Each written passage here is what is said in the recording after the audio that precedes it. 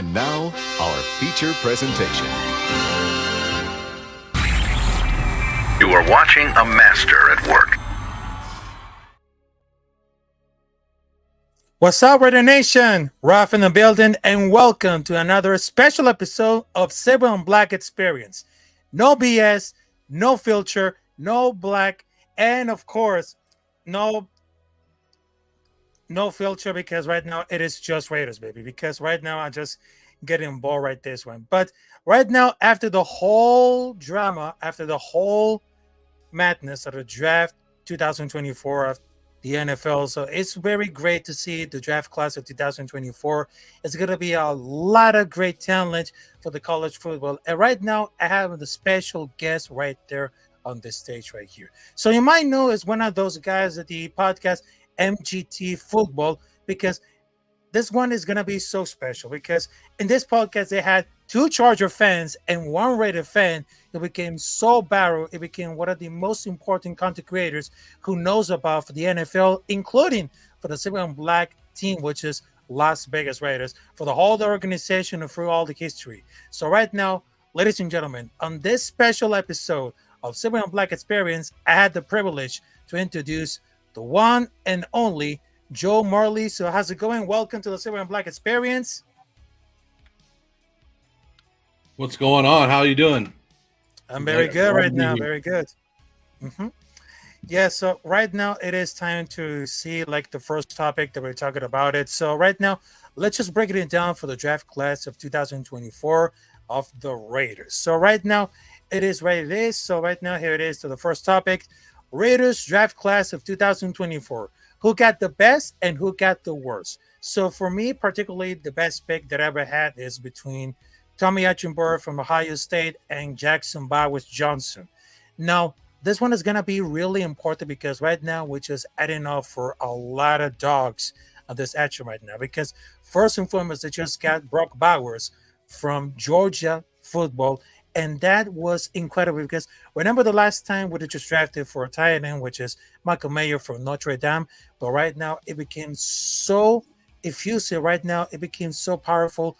And then for this year, we just drafted another tight end, which is very powerful, which is Brock Bowers. And then we just drafted a great center and guard, which is Jackson Powers Johnson. And then Tommy Eichenberg from Ohio State. And I know you're going to bring this because Tommy Eichenberg, he was injured twice, but he didn't care a lot, and he still played as a dog. But I really think that there's a lot of much props to Tom Telesco's strategy that we're talking about it, because we didn't draft a quarterback, because all 6 quarterbacks are just drafted on 6 different teams. But I think that Tom Telesco's strategy is putting out for defense first. So I got to tell you, for who's got the best picks, who got the worst picks of the draft class of 2024 for Las Vegas Raiders? Yeah, and it's funny because nobody should be giving draft grades right now, right? No, like you see all these people, all these experts, they're like, so and so got this. The Baltimore Ravens got an A, the Raiders got a B or a C. It's like you can't grade draft picks right away, like right after. You can be like, oh, I think this is a very good draft or not, and you already know, like you already broke it down. There's some very good players that the Raiders took in this draft, including Brock Bowers. If you saw my initial reaction that I posted about Brock Bowers, yes, I was shocked by what the Raiders did. Not because of who Brock Bowers is and because of the player Brock Bowers is. There's no doubting. There's never been a doubt of how good of a player that Brock Bowers is. And if the Raiders use him correctly, it's going to be one hell of an offense. But you already know that it's a luxury pick for us, that sometimes as a Raider fans, we're not used to having luxury picks. We're used to reaching for some guys that are supposed to be going 7th round, 8th round, or not even undrafted guys, and we're taking a tight end luxury pick in the first round. So it caught me by surprise in that. But I like the guys that you brought in. The guys that you talked about, Jackson Powers Johnson was my favorite lineman going into the draft. In my mock draft, my one and only mock draft that I posted on my Instagram, I had Jackson Powers Johnson going at number 13 to the Raiders. And people are like, well, we have a center in Andre James. Yeah, but we shore up that if we could play guard, we shore up that another offensive guard on the other side of Parham. we got an offensive line for the next couple of years with James and him. So Jackson Powers Jr., I don't know what caused him to fall to the second round, but I'm thankful he did. The last time I wasn't happy with our first round pick, and don't get me wrong, I'm happy with Brock Bowers. I just thought it was, if we would have went Fuaga and secured the offensive line, like imagine Fuaga and Jackson Powers Jr. Johnson right now, like going into the going into the season would be like, hell yeah, here we go. But I like Jackson Powers. I think one guy that I don't know if you've looked into him is Trey Taylor, the safety at Air Force. Oh yeah, it's for the Air Force. Yeah, the safety. He's pretty good. I like Devonshire. And the guy that's starting to rub off on me, and I'm starting to I'll be honest, New Hampshire running back, I don't know who the hell that is going into the draft, right? Like you see a little bit of him, and then you start researching some of these guys that go late rounds, and Dylan Lube is, I hope I say it, I'm probably butchering his name, but Lube, he's starting to rub off on me, and I don't know how he fell that. Like this guy, and people say the knock on him is he doesn't have lateral speed or he doesn't have breakaway speed. Have you watched any of the highlights on him or watched any of the tape? When this dude can catch out of the backfield, he can return punts, he can return kicks, and maybe he doesn't break away. He doesn't have that 10 yards away from somebody, but he's gone. Like he's scoring touchdowns. Like he's a touchdown machine. And I'm interested. I think he ends up making the team and maybe knocking Abdullah or somebody else out of the roster that we're not expecting. Yeah, that's exactly. And I was investigating for the film study about those players that I really like it. In that case, what you're talking about for Trey Taylor, which is from the Air Force, he's one of those young half brothers who grew up from Dallas, and they know about for the Dallas Cowboys. But I know that he was recruited at the recruiting class for 2019, but that guy has really talent because he has a adequate size, bulk, length for the position. He was like a controlled athlete with natural twitch, a reaction to movement to match receivers, and it just make clean turns out for the breaking points. And for the case of Brock Bowers, it reminded me being compared to the tight end George Kittle. But Brock Bowers, it became so much like a beast athlete. But I think it's gonna have to, because he has an impressive intelligence, character, and leadership. Also with some of the guys that I really wanted to get involved, because right now Jackson Powers Johnson, it became like a steal pick, and some of the most Raider fans, they just want so bad at the quarterback than Tom Telesco and Antonio Pierre to say, hey, you know what? We're not going to draft the quarterback, so let's just center and focus the defense and the offense first, because that's one of the positions that it needed for. And that strategy, it really worked, because right now they just had a tight end, wide receiver, also they got running back, guard, safety. I mean, it's nothing very cool at all, but Bo Nix is going to draft it for the Denver Broncos. That's really fair. But right now, I just see for the film study of Jackson Powers Johnson, including for the Pac-12 championship, along with Washington versus Oregon. That guy was an enormous beast that I couldn't tell you. I mean, he has an impressive pocket, but no one has a Harvard miss where they had something that it calls for. I mean, that guy from Oregon State, I mean, that was he playing as the guard in his safety, but he will knock it down, because that's a great fit for the Raiders. Because imagine about this for the guard and safety, even for the linebacker room and the tight end room, they're fully stacked.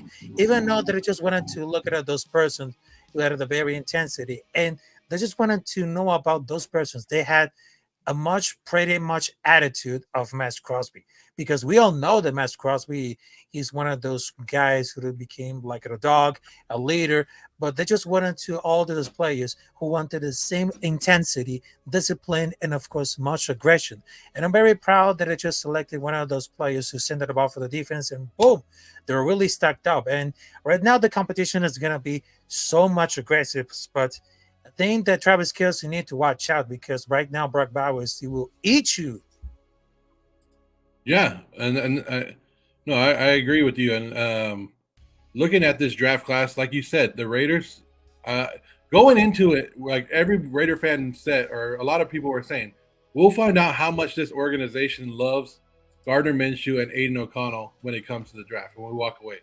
Now, I think there was 2 quarterbacks that the Raiders really wanted, and maybe there was 3, but I think it was Michael Penix and Jaden Daniels. Those were the 2. Like, if they could have got one of those 2, I think they would have walked away happy from the draft.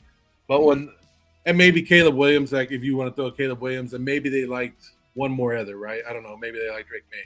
But I would say if their main goals going into the draft was, hey, if we could trade up and get Jaden Daniels, we're going to do it. If not, Michael Penix will fall to us. We'll get him. But when the run on quarterbacks, because we've never seen 6 quarterbacks go in the first 12 picks like we've had. This was a run on quarterbacks, a historic run on quarterbacks that is crazy and great. So when that happened, the Raiders looked at the rest of the quarterbacks, because I know a lot of Raider fans were like, Spencer Rattler should be the next guy that we take, right? And or they wanted Joe Milton or the quarterback that with the big arm. Yeah. But the Raiders looked at it and they said, no, we have 2 quarterbacks here that are already better than those guys. Why waste a pick on them and keep going? And you know, and you got to wonder, Aiden O'Connell was a 4th round pick last year, right? And so the Raiders got value out of him. And if he would have probably stayed in college, he probably would have been a little higher than he was last year in this draft with a little bit of confidence. So giving Aiden O'Connell another year, I think you'd be good with it. But yeah, I mean, we got to trust Tom Telesco and what he did. And I know that the first pick is a reach, and some people are happy about it. Some people are questioning it, like I am. But like you said, if some of these guys hit, because Tom Telesco had built a great team in Los Angeles. He had a great roster. They didn't win. They always choked towards the end. And we, you know, us Raiders were part of it, of knocking them out. But I think one guy we haven't even talked about, and if this guy in this draft class, if this guy can become the guy that the Raiders think he is, and become that offensive tackle, is DJ Glaze. If he can become that superstar or just a good player at the offensive tackle position, then it doesn't matter where we took Brock Bowers, because then we're not talking about the other offensive tackles in this in the draft or whatever. What could have been at number 13? If DJ Glaze will be the one that determines this draft class, in my opinion, that if he can solidify the offensive line, then Tom Telesco did an excellent job at taking that luxury pick at number 13. Yeah, exactly. I mean, they just wanted to say, like, this is like the perfect value for the versatility.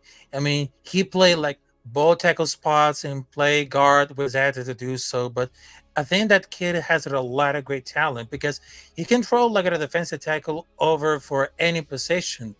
But I agree with your assessment, because right now we're not going to waste any time to draft a quarterback, because right now we just got Gardner Minshew, as known as the little ass boy, and of course they got Aiden O'Connor, as known as AOC. So right now it became like so very natural, because what you're talking about for DJ Glaze, I mean, it's gonna be so incredible, because he was like a 3-star recruit, and he was like the offensive tackle in 2020, because they just had 2 knee surgeries, but he's still working it all, because he's just like a wine frame blocker with natural broadness.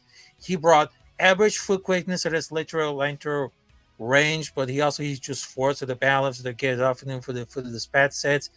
But I would say that because he was so like a great team that would go for anything.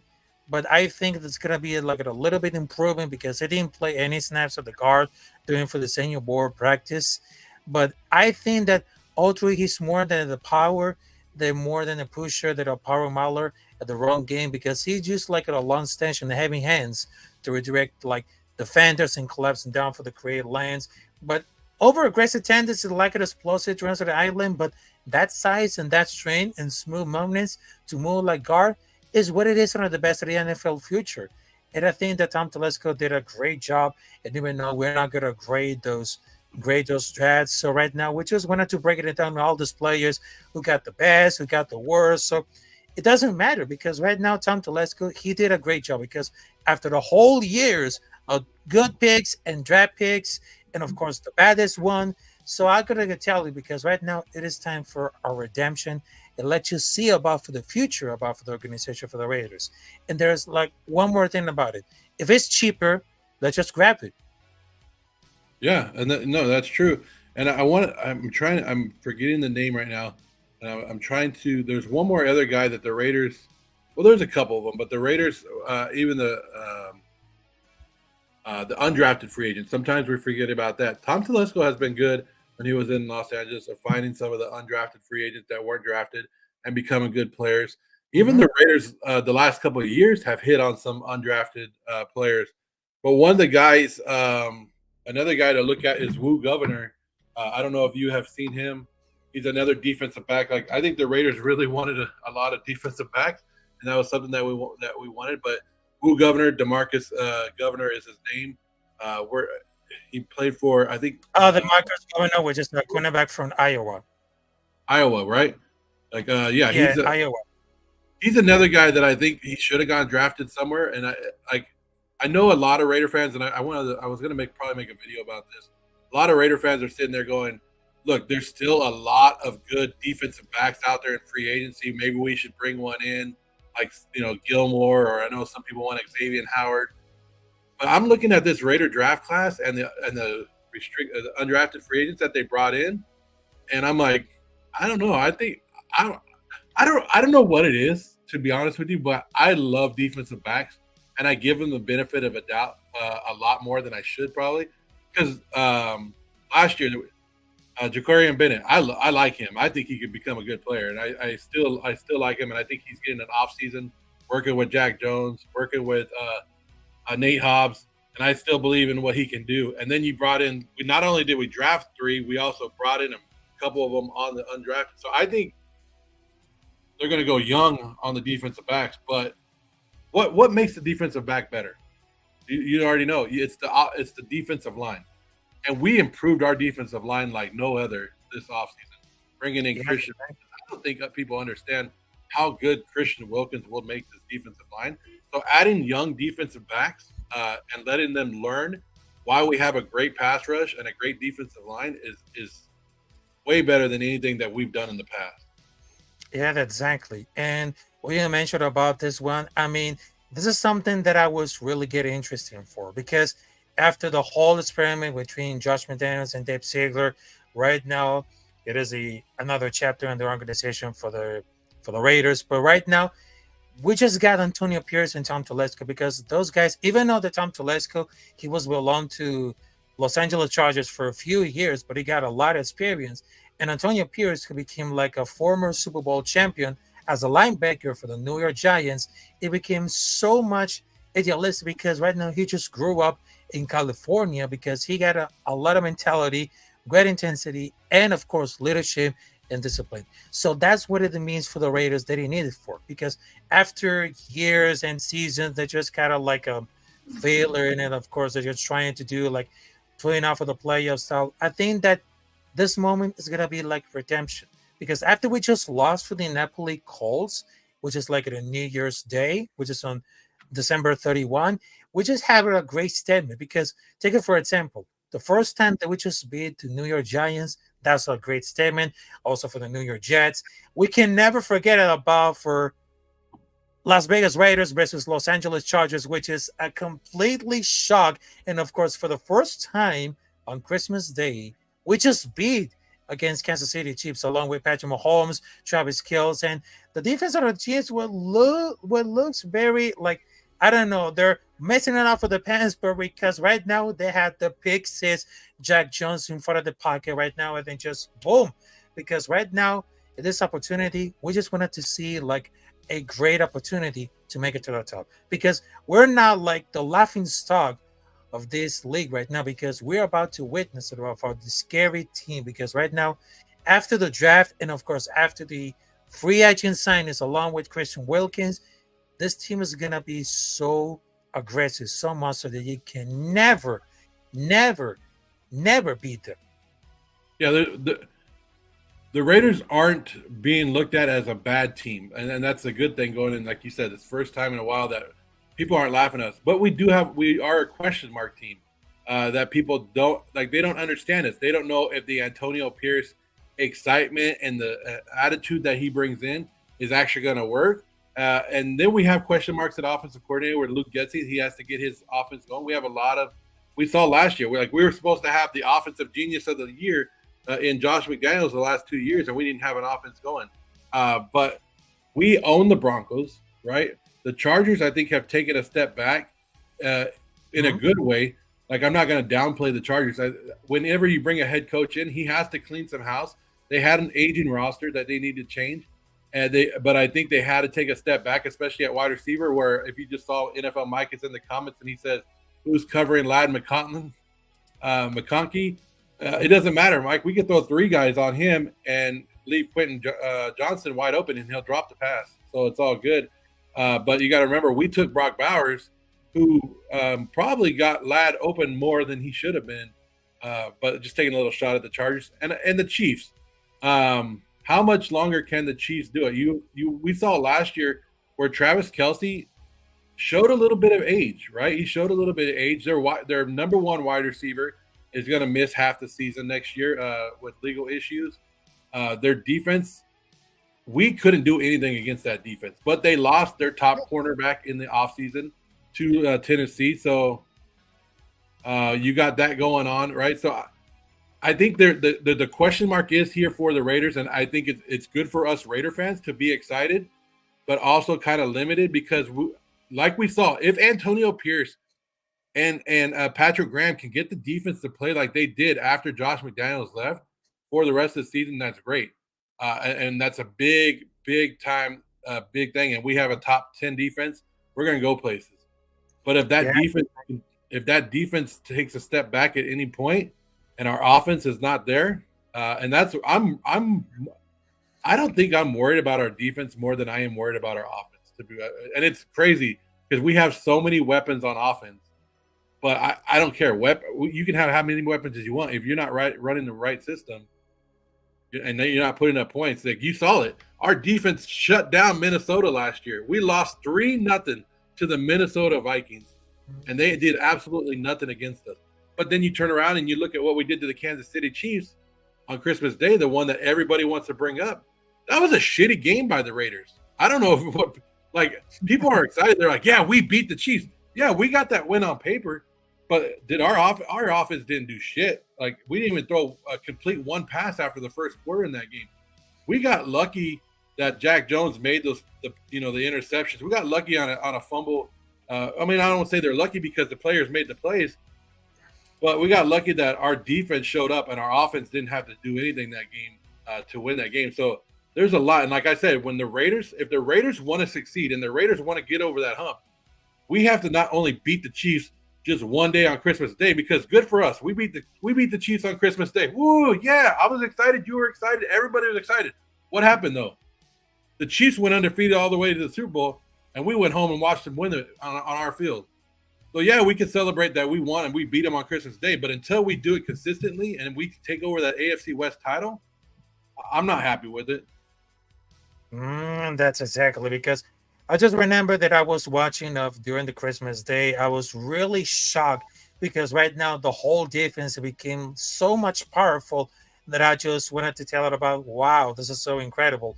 But during the time that I was in the Super Bowl, when I was watching on TV, because that sounds like a really nightmare because they just had Kansas City Chiefs versus San Francisco 49ers.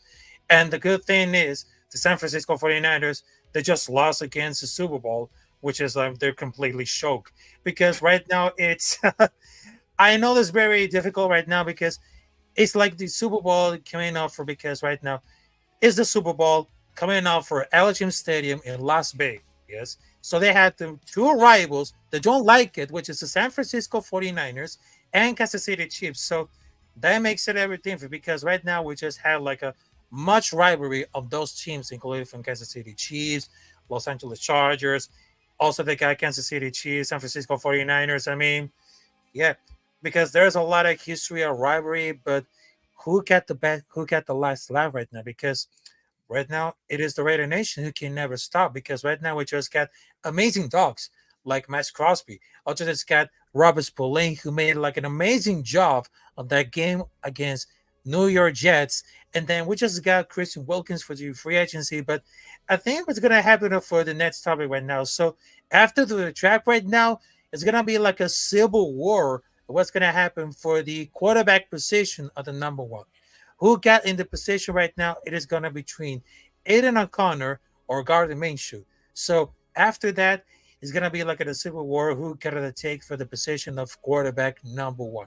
Is this going to be Aiden O'Connor, which they have with a great success as the backup quarterback, or is going to be Gardner Minshew, as known as Little Ass Boy or the Guard Dog? So what are they going to display about the quarterback position and the number one for this season? Well, I think if we've been listening to Antonio Pierce, he's never lied to us this offseason. Antonio Pierce has said it multiple times that he believes Aiden O'Connell deserves the chance, and it's basically Aiden O'Connell's job to lose. So if Aiden O'Connell goes into training camp, he should go in as the number one quarterback with Gardner Minshew joining up.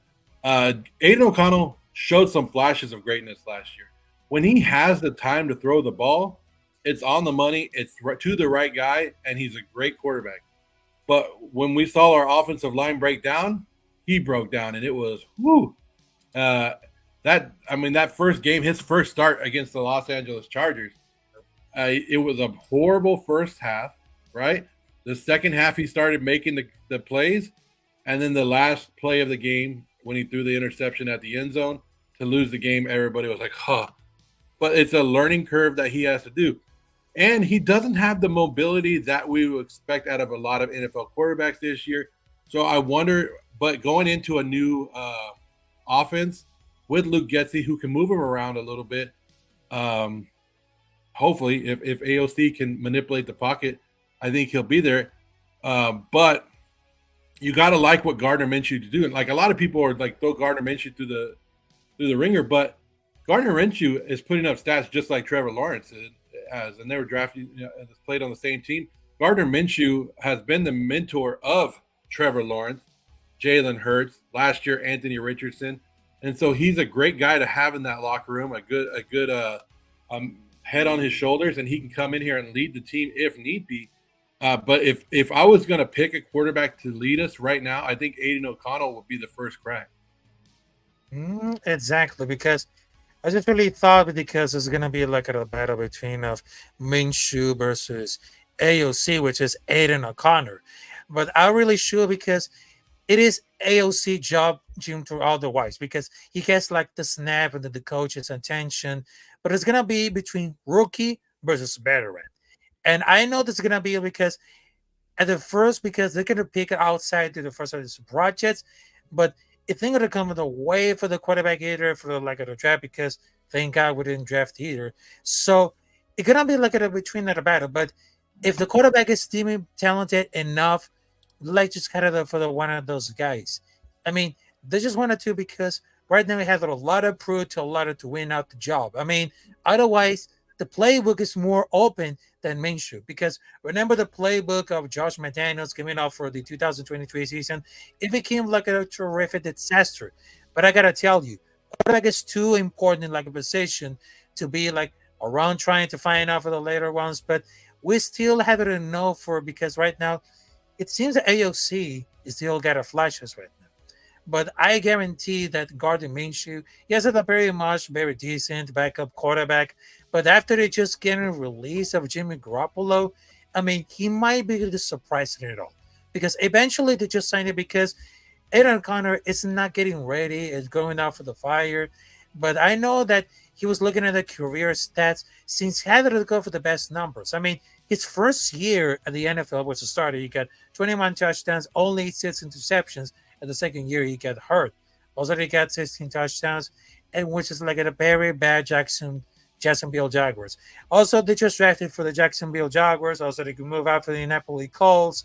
And then I just see it because right now, it seems that with those weapons, I think they're good, like to make a good playoff run.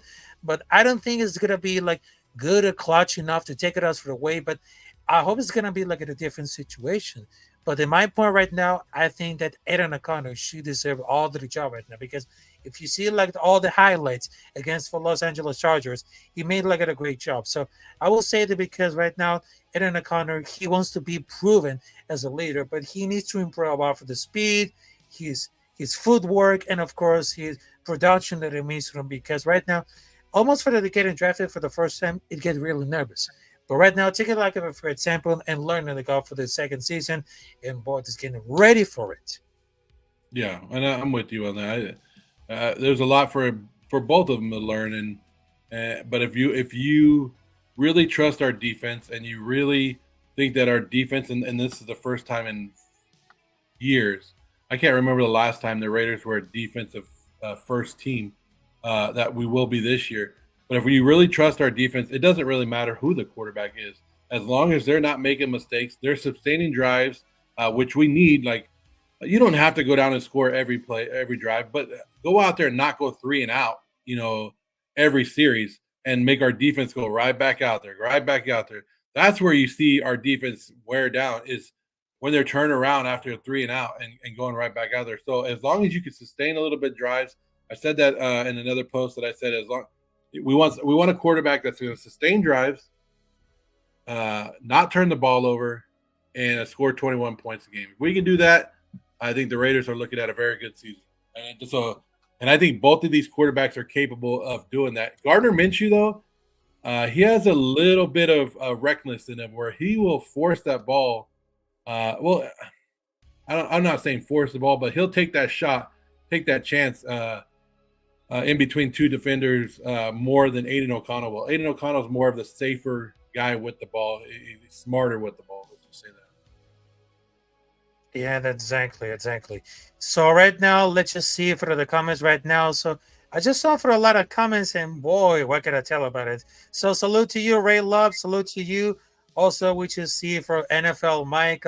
What are the co-hosts for the podcast MGT Football? Which is, I just watched the entire podcast, but I just really love it because they had great takes.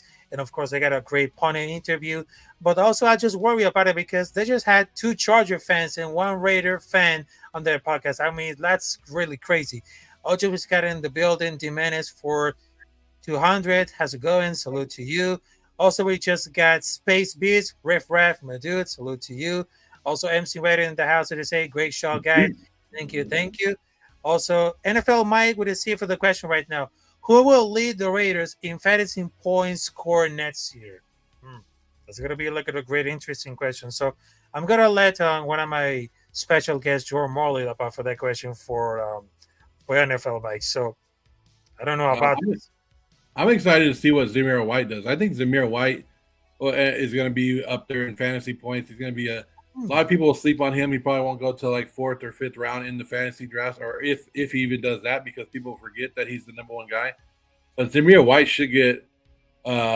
We saw what he did the last 4 games as the number 1 guy, so they're not afraid to give him the ball, give him the opportunities, and you would think that the Raiders, when they get down to the red zone, they're going to just hand the ball off like smart teams do and get him some touchdowns. So Zamir White, and he changed his number 3, right? Number 3. Number 3. Yeah, but I would say for the Zamir White, but I really thought because a lot of people have been like talking about for nobody's talking about for Zamir White. I know there's a lot of fantasy experts speak about because they're only still have the idea of like a fantasy league. And Zamir White, he wasn't like in a name that I was considering on turf. There's no reason to like overpay for the running back between Charles Jacobs when Zamir just get dominated to him for the end of the last season on the rookie contract. They steal, but also there's like a key factor on it. He's a running back that play at Georgia more than not because Georgia running backs train to play on the pros. I mean, they're thinking about it because if they're going to bust enough for the running back room, I mean, there's going to be a lot of chance to get like a bona fide running back. I mean, some people, they just wanted to hate on Zamir White, but what's up with the Zamir White? I mean, he has a very potential for a breakout season and he played well close throughout the season. Because if they're going to spike it up, I mean, it's going to look at a very good enough because he has very prime to have a good season because he was on the radar of the Fantasy Football League. But I just because also there's rustling because I'm definitely encouraged to see not making any moves to add like the running back room outside for the resigning Abdullah. But I'm very skeptical and think to get like and either at the cheaper free agent or trade target. But I think they're going to draft to someone. But I think that Samir is going to have the season they have it for the cheap, but they're gonna try it out for this kind of stuff. But I think it's gonna burn off the ALCL twice. But I think that's another season. He want to finish about the season, but he's very talented coming off of the high school and besides injury. But I think that no matter how it's gonna look for Samir White, he's undervalued. It's still early on the off season, but they have it a very confidence, and they will likely because right now I believe it's gonna be like a starter, but I have a feeling that it comes to like very redemption and very tempted out of the stand. Yeah. No, I agree with you, and I think I mean Devontae is the best receiver in the league, so they're going to find him, and you get your fantasy points out of him, and like we talked about our defense, maybe this year the Raiders' defense will actually be relevant in fantasy football. How about that? Yeah, that's exactly. So, yeah, I guarantee this is gonna be so much interesting. So, right now, let's talk about for one last topic before we're wrapping up. I know there is a lot of things that are going for this one of the news right now. So, we're just signing up for a wide receiver from Dallas Cowboys, and I know because it reminded that I was watching a video of Joe Marley because there's not talking about for like a line for the like the net shoes or the line for the concert, but I just saw the video. He became very viral. But against the line of disappointment for the Dallas Cowboys fans, and boy, it just became trending on all the social medias. And what can I tell about this?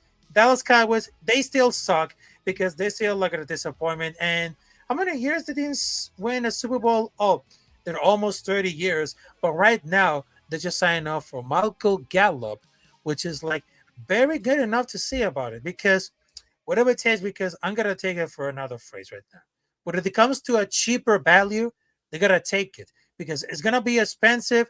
There's no way that I had to do about it because after I had to give permission to be released, right now the Cowboys didn't have much opportunity to use him as a threat on the offense.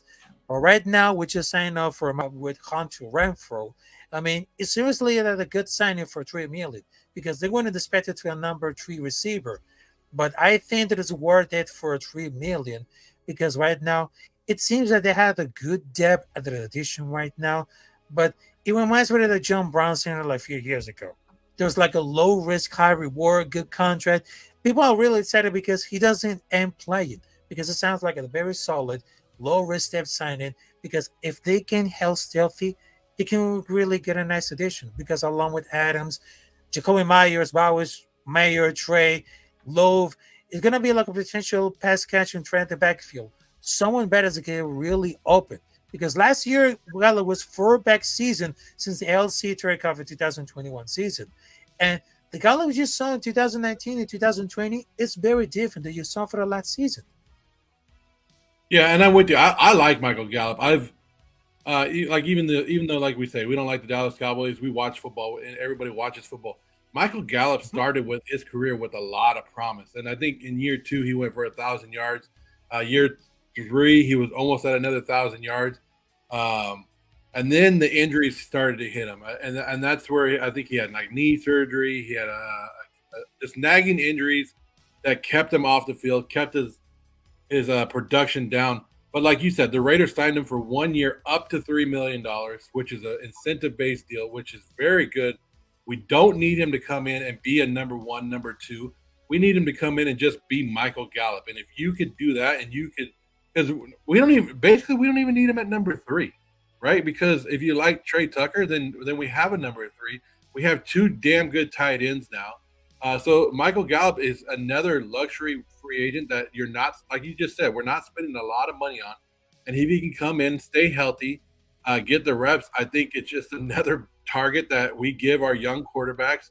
And if I think he just got lost in Dallas, like being the guy, being the secondary guy, and then having the injuries, and then the new coaching staff, and then just different stuff, and then your quarterback moves on and finds different rhythms with other quarterbacks. He just wasn't getting the rhythm with Dak. And I really truly believe we talk about fantasy football. Michael Gallup was always somebody that I was trying to look at and see like, hey, is he going to come back? He's going to come back. So I think there's a lot of potential in Michael Gallup. It's just those injuries need to keep him on the field, and if he does, it's a great pickup and a great undervalued pickup for the Raiders. And And like you said, the Raiders have hit on some of these receivers when they pick up like Mac Hollins, who was Nelson Aguilar. We've hit on some of these wide receivers that were on their way down on other teams, come to the Raider for 1 year, turn it around, have a franchise year. But I know a lot of people were like, I hope he doesn't wear number 13 because we miss Hunter Renfrow, but he's not a Hunter Renfrow. He can go deep, he can go short, he can do a lot more with this offense. So I like to pick up a Michael Gallup a lot. Yeah, that's exactly then. I really thought because when it comes to like at a cheaper value, I mean, after the whole situation of Hunter Renfrow, I think it's time to get moving out for shaking off for the little things and get like at a wide receiver with a lot of potential. If it's keep healthy, that's very good for us. So right now, I gotta tell you because right now it has been like a great special episode of Seven Black Experience talking about for the draft, also for the moments that I got talking about for the Raiders. So right now, the last thing of Mr. Joe Morley, where can we find you on the social media? And just letting know for the Raiders fans where can find you on the social media to see all this breaking news and of course a breaking down for all these players, including for the NFL and of course for the college football. So where can I find you on the social media? Yeah, the Joe Morley on all platforms: Instagram, TikTok, Twitter. You can find us if you want to listen to me and Mike on MJT Football Podcast. You can find us on YouTube on there. But yeah, the Joe Morley, just TheJoeMorley. I try to post at least twice or three times a day, just whatever I can to have fun with the Raider Nation. It's just always fun to do it. And I try to reply to as many comments as I can. I know there's a ton of them, but if you do have questions, I do answer my DM. So hit me up. I love talking football. Like some people like to apologize, like I'm sorry, sir. I'm like, first of all, I'm a fan just like you guys. So I love talking football. Hit me up and I'll answer my DM. Sometimes I'm busy, so it might take a couple days, but I will get back. Yeah, that's exactly. So thank you very much. And of course, I just wanted to tell you that hit the like button, ring the bell for notifications, and of course, subscribe to El Capitán Rafucho on each social media. Okay, you can type on YouTube El Capitán Rafucho, and bam, there's live, there's reactions, also there's videos, and there's a lot of plenty more to come. And of course, I got some news for you guys because right now I'm about to hit 1K subscribers. So right now I'm 900 subscribers. So thank you very much to join us with this adventure. And right now we're getting hit by 1K subscribers because this is gonna be like a great celebration. So thank you guys for supporting us, and thank you for joining us at this special episode of Seven Black Experience with a great special guest, the Joe Morley, talking about for Raiders football. And I just wanted to tell you, thank you very much to having us. I hope you guys enjoy your weekend, your Cinco de Mayo weekend. Have a great night. And of course, in the words of Al Davis, the almighty one, Al Davis, just win, baby. And of course, we're representing for the Raider Nation no matter what, because right now there's only one, and only nation, which is the Raider Nation all around the world. So who against us? Because right now, acknowledge us, like Roman Reigns said. Because right now, it is the Raider Nation. Have a great night, and of course, peace out. We're out of here.